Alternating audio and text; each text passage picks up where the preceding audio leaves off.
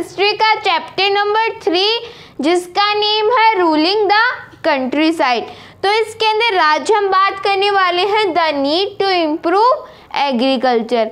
मतलब पहले का जो भी एग्रीकल्चर सेक्टर था उसको इम्प्रूव करने की ज़रूरत है। उसको इम्प्रूव करने की ज़रूरत क्यों है? क्योंकि पहले जो फार्मर्स होते थे हमने देखा था कि पहले जो ब्रिटिशर्स होते थे वो ज़्यादा टैक्स लेते थे। तो वो ज़्यादा टैक्स जब वो दीवान बन गए थे तो हमारे सामने बहुत सारी प्रॉब्लम्स थी, क्योंकि वो आर्टिशंस को ज़्यादा रुपीज़ नहीं देते थे। वो है ना, वो हमने ये भी जाना था कि जो ब्रिटिशर्स होते थे जब उन्हें दीवानी राइट्स नहीं मिले थे तो वो ब्रिटेन से गोल्ड वगैरह लेकर आते थे, लेकिन जब उन्हें दीवानी राइट्स मिल गए तो बाद में वो इंडिया से जो रेवेन्यू आता था उससे ही जो गुड्स है वो परचेज किया करते थे। तो इससे आर्टिशंस ने सोचा कि हमारा इंडिया का पैसा ही ये हमें दे रहे हैं, तो आर्टिशंस ने अपनी नौकरी छोड़ दी, वो गांव छोड़ के जाने लगे। फिर पीजेंट्स ने सफ़र किया, तो जो ब्रिटिशर्स होते थे वो ज़्यादा टैक्स लेते थे और फार्मर्स जो होते थे वो इतना टैक्स दे नहीं पाते थे। तो इसके कारण पीजेंट्स ने भी खेती करना छोड़ दिया और 1770 के अंदर फेमाइन भी आई थी। तो जब फेमाइन आई थी तो उसके अंदर बंगाल की 1/3 पॉपुलेशन जो है उसकी डेथ हो गई थी। 1/3 पॉपुलेशन मतलब पहले जब 1770 जो फेमाइन आई थी उससे पहले बंगाल की पॉपुलेशन 30 मिलियन थी। तो उस फेमाइन के कारण उसकी 1/3 पॉपुलेशन मतलब 30 मिलियन की 1/3 होती है 10 मिलियन। तो 10 मिलियन पर्सन्स की डेथ हो गई थी उस फेमाइन के कारण। अब ब्रिटिशर्स ने सोचा कि अगर ऐसे ही चलता रहा तो बंगाल की पूरी जो भी इकोनॉमी है वो ख़राब हो जाएगी, हमारे पास रेवेन्यू नहीं आएगा। अगर किसान मर जाएंगे तो हम रेवेन्यू किससे कलेक्ट करेंगे? तो ब्रिटिशर्स ने सोचा कि हमें जो भी फार्मर्स की जो भी लैंड होती है उसे इम्प्रूव करने की ज़रूरत है या फिर एग्रीकल्चर सेक्टर को सुधारने की ज़रूरत है। तो वही सब कुछ हम हमारे इस वीडियो के अंदर पढ़ने वाले हैं, the need to improve agriculture. तो जो the need to improve agriculture है ये तो हमारा एक टॉपिक है और इस टॉपिक के अंदर हमें परमानेंट सेटलमेंट दिया हुआ है, तो हम परमानेंट सेटलमेंट को पढ़ने वाले हैं। तो हमने देखा था कि फेमाइन आ गई थी, उसके कारण 10 मिलियन पॉपुलेशन जो थी बंगाल की वो उसकी डेथ हो गई थी। तो अब ब्रिटिशर्स ने सोचा कि ऐसे अगर फार्मर्स मरते रहे तो हमारे पास तो रेवेन्यू नहीं आएगा, तो हमारी जो भी इकोनॉमी है बंगाल की इकोनॉमी तो ख़राब हो जाएगी, क्योंकि अगर हमारे पास रेवेन्यू नहीं आएगा तो अगर फार्मर्स की डेथ हो जाएगी तो हमारे पास रेवेन्यू नहीं आएगा और हमारी जो भी इकोनॉमी है, हमारे पास जो भी पैसा आता है वो कम हो जाएगा। तो उन्होंने सोचा कि अगर बंगाल की इकोनॉमी ख़राब हो जाएगी, अगर बंगाल के पास में जो पीजेंट्स है वो वर्क करना बंद कर देंगे तो हमारे रेवेन्यू का क्या होगा, तो कंपनी के रेवेन्यू का क्या होगा। तो फिर ब्रिटिशर्स ने अपना दिमाग लगाया, वो परमानेंट सेटलमेंट लेके आए। तो क्यों लेके आए? Most company officials began to feel that investment in land had to be encouraged and agriculture had to be improved. Britishers के जो भी ऑफिशियल्स थे, मोस्ट कंपनी ऑफिशियल, जो भी ब्रिटिश ईस्ट इंडिया कंपनी थी उसके बहुत सारे ऑफिशियल्स ने began to feel that investment in land, तो उन्होंने सोचा कि ये जो फार्मर्स की लैंड है हमें एग्रीकल्चर के ऊपर ज़्यादा इन्वेस्टमेंट करना चाहिए या फिर हमें एग्रीकल्चर के लिए ज़्यादा पैसे देने चाहिए ताकि फार्मर्स जो है वो अपनी लैंड को एकदम सही करवा सकें। तो ब्रिटिशर्स ने ये सोचा, मोस्ट कंपनी के ऑफिशियल ने ये फील किया, उन्होंने ये सोचा डेट इन्वेस्टमेंट इन लैंड, हमें जो भी फार्मर्स की लैंड है उसके ऊपर इन्वेस्ट करना चाहिए, had to be encourage and agriculture had to be improve, और जो भी एग्रीकल्चर होती है उसे इम्प्रूव करना चाहिए। तो उन्होंने एग्रीकल्चर जो भी सेक्टर होता है या फिर एग्रीकल्चर को इम्प्रूव करने के लिए वो परमानेंट सेटलमेंट लेके आए। Permanent settlement was introduced in 1793। तो फेमाइन कब आए थे? 1700 के अंदर। और जो भी 1700 के अंदर नहीं, 1770 के अंदर। और जो भी ब्रिटिशर्स थे उन्होंने परमानेंट सेटलमेंट कब इंट्रोड्यूस किया? 1793 के अंदर। तो वो 23 इयर्स तक सोचते रहे। ओके, तो बाद में वो 1770 के अंदर फेमाइन आई थी और वो 1793 के अंदर परमानेंट सेटलमेंट लेके आए थे। लेकिन अब ये परमानेंट सेटलमेंट लाया कौन था? तो ये जो परमानेंट सेटलमेंट है ये किसने इंट्रोड्यूस किया था? ये चार्ल्स कॉर्नवालिस ने इंट्रोड्यूस किया था। तो चार्ल्स कॉर्नवालिस परमानेंट सेटलमेंट लेके आए थे कब? 1793 के अंदर। क्यों लेके आए थे? क्योंकि वे बंगाल की इकोनॉमी को सुधारना चाहते थे। उन्होंने सोचा कि अगर बंगाल के अंदर जो पीजेंट्स है वो वर्क करना छोड़ देंगे तो कंपनी के पास में रेवेन्यू कहाँ से आएगा? तो कंपनी ऑफिशियल्स ने सोचा कि हमें लैंड पर इन्वेस्ट करना होगा और हमें एग्रीकल्चर को भी इम्प्रूव करना होगा। तो हमने परमानेंट सेटलमेंट के बारे में थोड़ा बहुत जान लिया। अब हम आगे बात करेंगे। तो हम परमानेंट सेटलमेंट के बारे में थोड़ा और जान लेते हैं। An agreement between company and ज़मींदार। तो ये जो परमानेंट सेटलमेंट था इसके अंदर क्या होता है? इसके अंदर जो भी कंपनी होती है, जो ब्रिटिश ईस्ट इंडिया कंपनी होती है और जो ज़मींदार होते हैं, उन दोनों के बीच में एग्रीमेंट साइन होता है। राजाज एंड तालुकदार्स। तो जो राजा होते हैं, जो तालुकदार होते हैं, तो कंपनी के बीच में और ज़मींदार के बीच में एक एग्रीमेंट साइन होता है।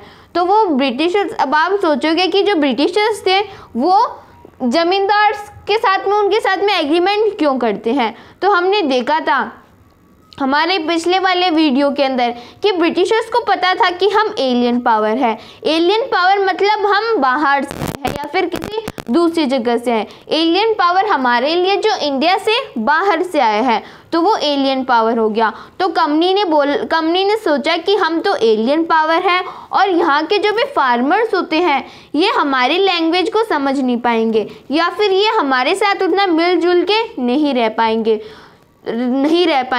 तो कंपनी ने सोचा कि जो पहले कंट्री साइड के ऊपर रूल करते थे, जो पहले विलेजेस के ऊपर रूल करते थे, हमें उनको अपने साथ में मिलाना होगा। तो पहले कंट्री साइड के ऊपर रूल कौन करते थे? या तो राजा करते थे या फिर तालुकदार्स करते थे। तो ये तालुकदार्स कौन होते हैं? मान लो कोई एक तहसील है, अभी भी तहसील होती है, तो तहसील का कोई एक रिस्पेक्टिव पर्सन होता था जिसकी लोग रिस्पेक्ट करते थे, जिसके पास में प्रॉपर्टी होती थी। तो एक रिस्पेक्टिव पर्सन होता था तो उसे तालुकदार बोला जाता था। तो बाद में उसे जमींदार की पावर दे दी ब्रिटिशर्स ने।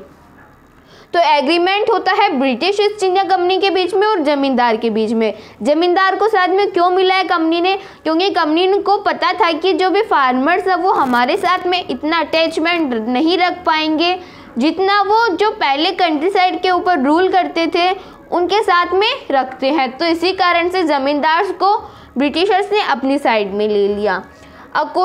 तो ये जो ज़मींदार के बीच में और कंपनी के बीच में जो एग्रीमेंट होता है इसे ही हम परमानेंट सेटलमेंट बोलते हैं। Okay, according to this the zamindars were asked to collect rent from the peasants and pay revenue to the company. और इस परमानेंट सेटलमेंट के अकॉर्डिंग जो भी ब्रिटिशर्स थे उन्होंने जमींदार को ये पावर दे दी। उन्होंने बोला कि हम हमारे बिहाफ पे जमींदार को ये पावर देते हैं कि वो यहाँ के जो भी फार्मर्स हैं, मान लो कोई एक लैंड है, इसका कोई एक फार्मर है, तो वो जो भी जमींदार होते हैं वो क्या करेंगे? वो इस फार्मर के पास जाएंगे, उससे रेवेन्यू लेंगे और बाद में कंपनी को दे देंगे। तो बाद में आप सोचोगे कि जमींदार के पास में क्या रहा? तो जो जमींदार था उसको जो भी ब्रिटिशर्स होते थे वो उस रेवेन्यू का थोड़ा बहुत पार्ट दे देते थे। तो अकॉर्डिंग टू दिस, ये जो परमानेंट सेटलमेंट है इसके according the zamindar were asked to collect rent. जो भी जमींदार होते थे उनको बोला गया टू कलेक्ट रेंट, उनको बोला गया कि आप रेंट को कलेक्ट करो या फिर जो भी रेवेन्यू है उसको कलेक्ट करो फ्रॉम द पीजेंट्स। किससे? पीजेंट से।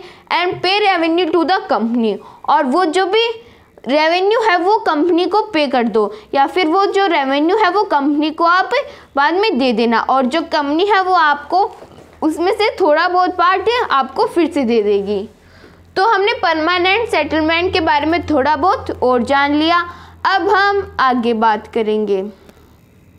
तो अब हम परमानेंट सेटलमेंट के बारे में थोड़ा और जान लेते हैं।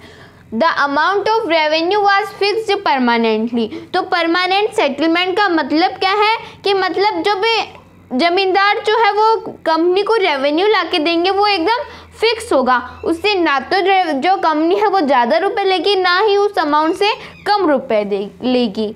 तो परमानेंटली फिक्स कर दिया गया, तो इसी कारण से इसका नाम परमानेंट सेटलमेंट पड़ गया।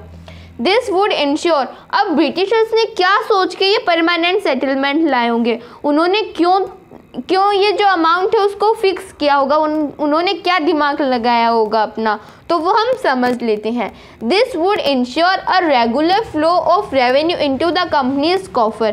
कंपनी ने सोचा कि अगर मान लो हमने किसी भी अमाउंट को फिक्स कर दिया तो अब ये ज़मींदार की रिस्पॉन्सिबिलिटी है कि वो हमें उतना रुपए ला के दे, और कंपनी का जो भी रेवेन्यू है वो उतना का उतना ही रहेगा। कंपनी को पता है कि हमारे पास इतना रुपए आना है तो कंपनी को तो वो मिल जाएगा। This would ensure a regular flow. ये इंश्योर करता है कि regular flow of revenue into the companies coffer, कि जो भी कंपनी का कोफर है उसके अंदर रेगुलर रेवेन्यू आता रहेगा, मतलब उसके अंदर रेगुलर उसका टैक्स आता रहेगा। ये तो कंपनी को पता था कि हमारे पास इतना टैक्स तो आना है। And at the same time encourage the zamindar to invest in improving the land. और कंपनी ने ये भी सोचा कि अगर हमारे पास इतना रुपए आता रहेगा, एक बार इसको साइड में रख दो, मैं आपको कोई एक्स्ट्रा चीज़ बताती हूँ। मान लो ये मार्कर है और मैंने बोल दिया किसी को कि मेरे को इस मार्कर के 100 रुपीज़ चाहिए।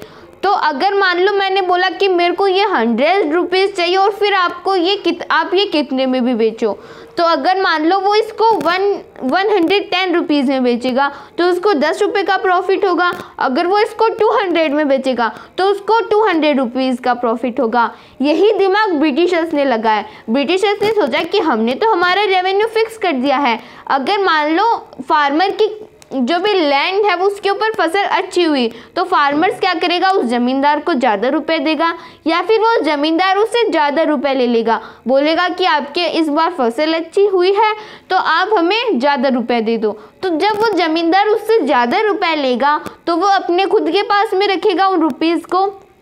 मतलब ब्रिटिशर्स ने बोल दिया कि हमें तो इतना अमाउंट चाहिए, फिर चाहे से आप कितना भी टैक्स लो, तो ब्रिटिशर्स को तो इतना अमाउंट मिल जाएगा। और ज़मींदार ने सोचा कि अगर मैं इनकी जो भी लैंड है उसको इम्प्रूव करूँगा, अगर मैं इनकी लैंड को इम्प्रूव करूँगा तो इनकी फसल अच्छी होगी और बाद में मैं इनसे ज़्यादा रेवेन्यू ले लूँगा, तो बाद में ऊपर का जितना भी रेवेन्यू होगा वो मेरे पास चला जाएगा।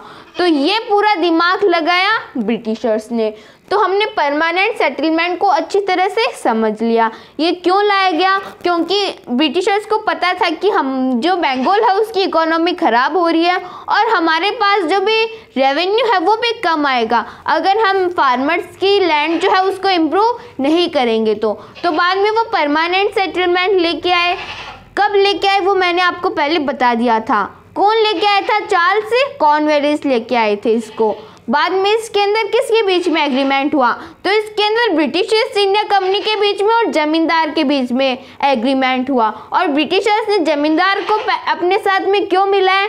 क्योंकि जो भी फार्मर्स थे वो जमींदार की रिस्पेक्ट करते थे, वो ब्रिटिशर्स को इतनी अच्छी तरीके से जानते नहीं थे। ब्रिटिशर्स की इंग्लिश लैंग्वेज में फार्मर्स को समझ में नहीं आती थी, तो ब्रिटिशर्स ने सोचा कि हमें जाने की ज़रूरत नहीं है, हम जमींदार को बोल देंगे। और ब्रिटिशर्स ने जमींदार को बोल दिया कि हमें इतना रेवेन्यू तो चाहिए। उन्होंने अमाउंट को फिक्स कर दिया और अगर ऊपर का पैसा होगा तो जो जमींदार है वो अपने पास रख लेगा। तो ब्रिटिशर्स ने सोचा कि हमारे पास तो इतना रेवेन्यू आना है और अगर जो भी ज़मींदार है वो फार्मर की लैंड को इम्प्रूव कराएगा तो उसके पास भी बहुत सारे रुपीस बच जाएंगे। तो इससे ज़मींदार भी खुश और हम भी खुश। तो इसी के साथ हमारा ये परमानेंट सेटलमेंट वाला टॉपिक कंप्लीट होता है। तो अब आप सोचेंगे कि अच्छी बात है, जो भी ब्रिटिशर्स थे उन्होंने हमारे फार्मर्स की प्रॉब्लम सॉल्व कर दी, तो बस लेकिन इसके अंदर कुछ प्रॉब्लम्स थी। तो अब कौन कौन सी प्रॉब्लम्स थी वो हम हमारे नेक्स्ट वीडियो के अंदर डिस्कस करेंगे। If anybody have any type of doubt, any type of query, then please mention in the comments below. Thank you so much.